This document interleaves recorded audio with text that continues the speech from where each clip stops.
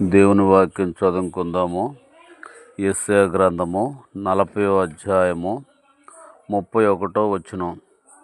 యెహోవా కొరకు ఎదురు చూసువారు నూతన బలం పొందెదరు.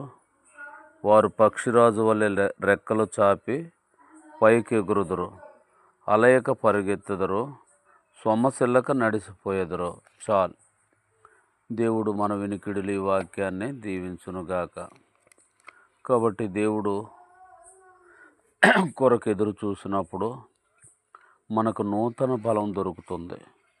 యెహోవా కొరకు ఎదురు చూసేవారు నూతన బలం పొందెదరు.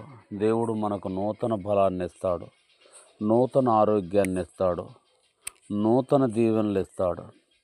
కాబట్టి ప్రభు పక్షిరాజును ఎందుకు చూపిస్తున్నాడంటే, పక్షిరాజు ఎప్పటికీ అదే బలంతో ఉంటుంది. దాని బలము తగ్గిపోదు, ఎప్పటికీ అదే బలంగా ఉంటుంది. కాబట్టి దేవుని ఆశీర్వాదం కూడా మన మీద తగ్గిపోదు. కాబట్టి 103వ కీర్తన మనం జ్ఞాపకం చేసుకున్నట్లయితే 5వ వచనం.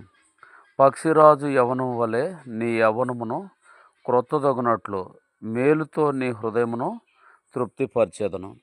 కాబట్టి దేవుని వాక్యం చెప్తుంది, ఏమంటే పక్షిరాజు యవనం వలె నీ యవనమును కొత్తదగినట్లు మేలుతో నిన్ను తృప్తిపరిచేదను. కాబట్టి మేలుతో తృప్తిపరిచే దేవుడు, మన యవ్వనాన్ని నూతనపరిచే దేవుడు, మన బలాన్ని మన శక్తిని నూతనపరిచే పునరుద్ధాన శక్తితో మనల్ని నింపేవాడుగా ఉంటున్నాడనమాట.